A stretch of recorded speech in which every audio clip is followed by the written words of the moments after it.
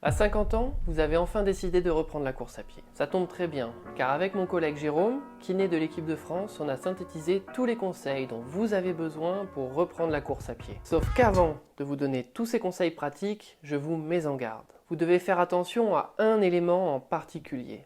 Mon patient Stéphane, dont je vais vous raconter l'histoire, l'a subi de plein fouet. Et vous risquez aussi d'avoir à l'affronter si vous reprenez la course à pied sans vous en préoccuper.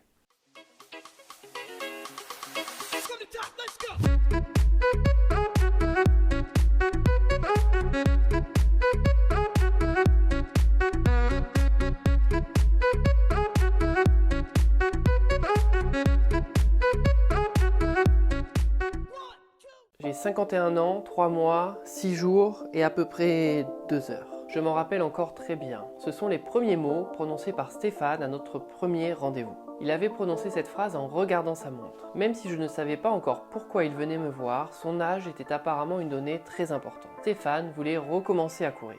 Plus jeune, il était mince et musclé. C'était un coureur régulier et quelqu'un de sportif d'une manière générale. Et puis, le rythme de la vie s'était accéléré. Une femme, 2 filles et un travail qui le faisait finir de plus en plus tard et lui laissait de moins en moins de temps, mais aussi de motivation. Le soir, il était trop fatigué pour faire du sport et le week-end, il avait bien mérité un peu de repos. Les sorties de running étaient devenues de plus en plus rares, pour finalement totalement disparaître depuis maintenant 24 ans. À cela s'était rajouté la cigarette et c'est maintenant un paquet par jour qu'il fumait. Sans parler des kilos en trop qui étaient arrivés tellement progressivement qu'au début il ne s'en était même pas rendu compte. Sauf que maintenant, ces kilos en trop étaient tellement accrochés à son ventre qu'il avait beau tout essayer, il n'arrivait pas à s'en débarrasser. Et puis, le déclic était apparu un jour pendant ses vacances. Il était sur la plage un matin vers 10 h. Il faisait beau, mais pas encore trop chaud. Pourtant, le soleil laissait présager une belle journée. Il y avait cette luminosité, si particulière des premières heures du jour à la plage, quand le soleil n'est pas encore trop haut dans le ciel. Il avait alors vu 2 coureurs passer devant lui au bord de l'eau. Un homme et une femme d'une bonne cinquantaine d'années. Ils ne couraient pas vite, mais leur foulée était régulière. Même s'ils ne semblaient pas spécialement peinés, leur transpiration prouvait que l'effort était réel. Stéphane regarda les traces que les coureurs avaient laissées sur le sable se perdre à l'horizon. Qu'est-ce qu'il aurait aimé être à leur place, là, tout de suite. Ah, quelle vie de rêve! Commencer la journée par un footing avant d'aller se baigner dans la mer pour récupérer. Il avait regardé les coureurs s'éloigner doucement à l'horizon. Stéphane était resté pensif un petit moment. Puis la journée et les vacances avaient repris leur rythme. Mais maintenant, dès qu'il voyait un coureur, cela ne faisait que renforcer son envie d'être à sa place, d'enfiler ses baskets, son short et d'enfin se reprendre en main.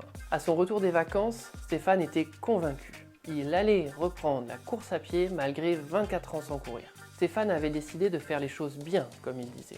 Il était venu me voir pour se faire accompagner dans son projet, car il ne se sentait pas capable de reprendre la course à pied seul. Après plusieurs rendez-vous et plusieurs tests effectués, on avait élaboré ensemble un programme qui était adapté à son âge et à son niveau. On avait passé du temps à peaufiner sa technique de course, travailler sa respiration et choisir une paire de chaussures qui lui correspond.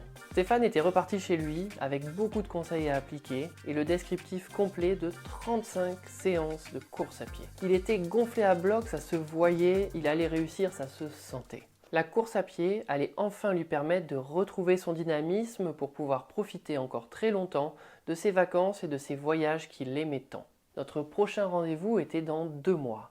Il serait capable de courir 40 minutes. Le jour J était enfin arrivé. Je devais voir Stéphane en toute fin de journée. Je reconnais que dès mon premier patient, à 8 h, j'attendais ce rendez-vous avec impatience. Et puis, Stéphane était arrivé. J'ai tout de suite compris que quelque chose n'allait pas. Il était tout penaud. J'ai maintenant 51 ans et 5 mois. Et je ne cours toujours pas. Stéphane me raconta qu'après notre premier rendez-vous, il avait effectué sa première sortie de course à pied dès le lendemain matin. Un peu de marche, alternée avec un peu de course comme on l'avait décidé ensemble. Tout s'était très bien passé et Stéphane rêvait déjà de pouvoir faire sa séance de course à pied sur la plage pendant ses prochaines vacances. Puis il avait enchaîné quelques sorties durant la semaine, toujours sans problème. Et très fier de lui, il avait commencé à en parler à ses collègues de travail. Il avait envie de partager son euphorie. Alors qu'il s'attendait à des encouragements, c'est au contraire des mises en garde auxquelles il avait eu droit. Tu vas reprendre la course à pied à ton âge? Mais tu sais, c'est dangereux pour le corps. Et c'est vrai que quand Stéphane y réfléchissait, il n'avait plus 20 ans. En courant, tu vas abîmer tes genoux avec les chocs répétés. En plus, Stéphane courait sur du bitume. En courant maintenant, tu vas avoir plein d'arthrose et tu finiras en fauteuil roulant. La petite graine était semée dans l'esprit de Stéphane, et progressivement, il avait commencé à douter. Tous ces arguments paraissaient totalement logiques, et maintenant qu'il y pensait, il était bien obligé de reconnaître qu'il les avait déjà entendus plusieurs fois. Et si finalement c'était vrai? Est-ce qu'en voulant être en meilleure forme, il n'était pas en train d'abîmer son corps de manière définitive? Alors, Stéphane avait tout arrêté. C'était plus prudent.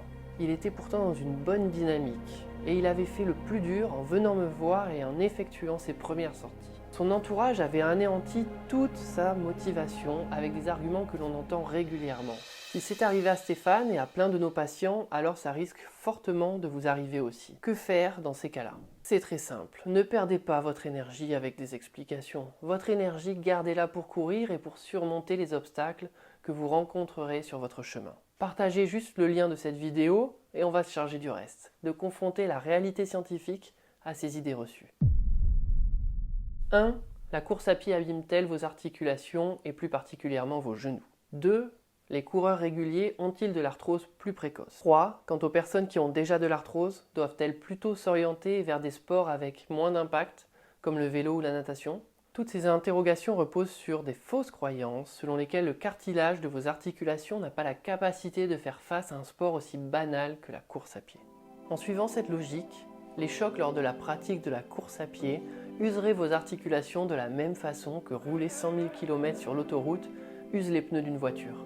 En réalité, c'est exactement l'inverse qu'il se produit. Tout comme vos muscles, vos tendons et vos os, votre cartilage se renforce lorsque vous vous mettez à courir. C'est comme si vous commenciez à rouler en Twingo et qu'au fil des kilomètres, votre voiture se transformait.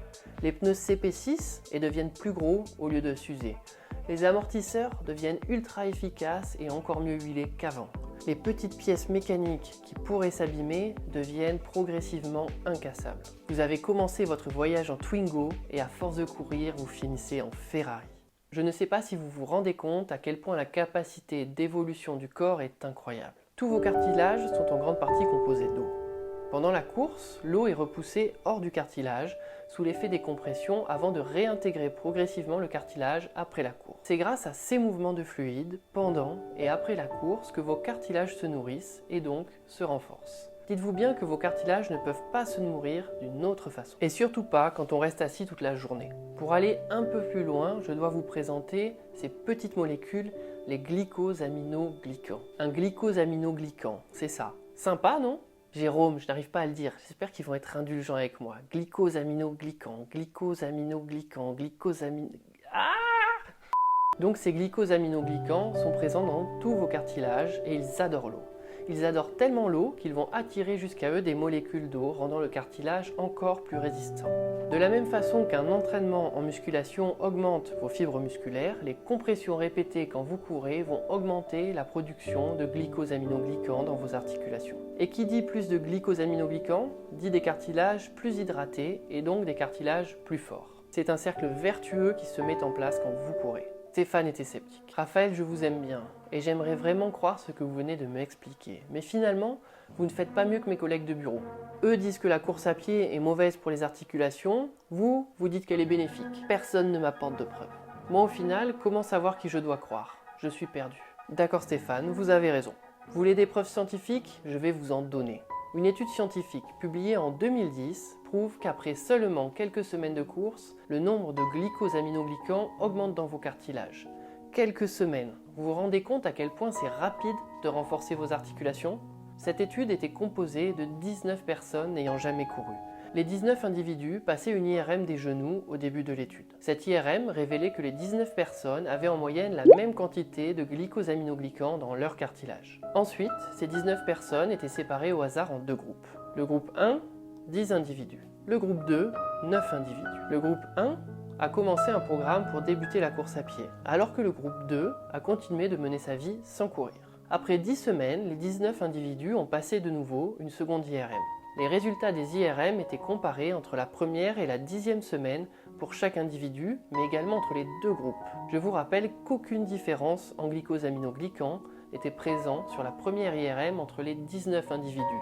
Sur la deuxième IRM, les individus du groupe 1, donc ceux qui ont commencé la course à pied, avaient plus de glycosaminoglycans après seulement 10 semaines de course. Et cette augmentation était d'autant plus importante que les personnes avaient parcouru de kilomètres. Quant à ceux qui n'avaient pas couru, l'IRM montrait une diminution du taux de glycosaminoglycans, preuve que le cartilage s'affaiblissait et devenait moins résistant. Donc si on en revient à Stéphane, contrairement à ce que lui avaient dit ses collègues de bureau, la course à pied permet de renforcer vos articulations. L'évolution de la qualité du cartilage suite à des chocs répétés diminue le risque de développer de l'arthrose au niveau de vos genoux, de vos hanches, de votre dos, bref, partout dans votre corps. Quand j'ai montré cette étude scientifique à Stéphane, j'ai vu que ça le déstabilisait. Il voulait me croire, mais le discours tenu par ses collègues de bureau paraissait si logique.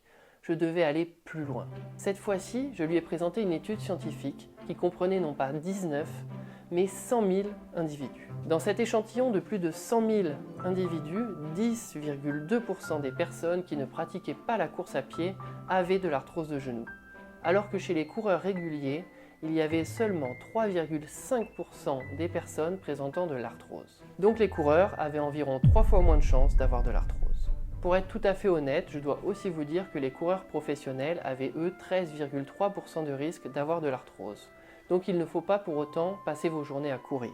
Quand je parle de coureurs professionnels, je parle de coureurs effectuant des compétitions internationales. Petit bonus, un peu plus loin dans l'étude, on apprend que les coureurs ont 54% de risque en moins d'avoir une opération pour une prothèse de hanche ou de genou plus tard dans leur vie. Là, j'ai bien vu que Stéphane commençait à retrouver le sourire. Enfin, il allait pouvoir enfiler de nouveau ses chaussures de course. Mais il y avait une dernière croyance à balayer. Alors, je suis allé chercher une troisième étude scientifique publiée en 2018. Des chercheurs ont suivi pendant 4 ans 1000 coureurs avec de l'arthrose de genou. Les individus qui continuaient la pratique régulière de la course à pied ne voyaient pas leur arthrose augmenter plus vite que ceux qui arrêtaient de courir quand on leur diagnostiquait de l'arthrose. Au contraire, ceux qui continuaient de courir ressentaient moins de douleurs provoquées par l'arthrose. Stéphane n'en revenait pas. Il avait maintenant des preuves à opposer aux arguments de ses collègues. Et vous aussi. Après seulement 10 minutes d'explication, 3 études scientifiques détaillées, il avait compris que même s'il ne courait pas depuis 24 ans, la meilleure chose à faire pour protéger ses articulations,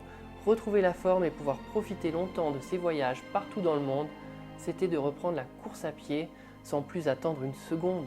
Que ce soit votre famille, vos amis ou vos collègues de bureau, c'est toujours plein de bonnes intentions qu'ils essaient de vous mettre en garde contre la course à pied. Leurs recommandations partent d'une volonté de bien faire. Ils font ça pour votre bien car ils pensent vous aider. Malheureusement, leurs données ne sont pas à jour scientifiquement, et en voulant vous protéger, ils vous font douter et ils fragilisent un peu plus votre corps. Vous n'avez plus aucune raison valable pour ne pas reprendre la course à pied. Il n'y a pas d'âge pour être en forme et pas d'âge pour profiter à 200% de la vie. Comme a dit Abraham Lincoln, en fin de compte, ce ne sont pas les années de votre vie qui comptent, c'est la vie dans vos années. J'adore cette phrase. Pratiquer la course à pied, c'est vivre plus longtemps, mais surtout vivre en meilleure santé pour pouvoir faire ce que vous aimez et profiter pleinement de la deuxième partie de votre vie. Rien n'est plus destructeur pour votre corps que la sédentarité qui fragilise votre corps et dont les effets nocifs sont ravageurs et surtout invisibles. Alors, cessez les on-dit qui vous restreignent et prenez vos décisions seuls. Prenez la décision de reprendre la course à pied. Mais pour cela, vous devez être précautionneux, écouter votre corps, reprendre en douceur et ne pas faire n'importe quoi. Surtout si vous avez passé la barre des 50 ans et surtout si vos années sportives sont derrière vous. C'est pourquoi avec Jérôme, nous avons travaillé tard le soir et beaucoup de nos week-ends pour vous mettre à disposition dans une vidéo tous les conseils dont vous avez absolument besoin pour reprendre la course à pied après 50 ans sans vous blesser. Ne faites pas comme tout le monde. Renseignez-vous en profondeur et agissez pour profiter des faits que la plupart des gens ignorent. Cliquez ici sur cette vidéo. C'est le moment de prendre une bonne décision pour ajouter des années à votre vie et de la vie à vos amis.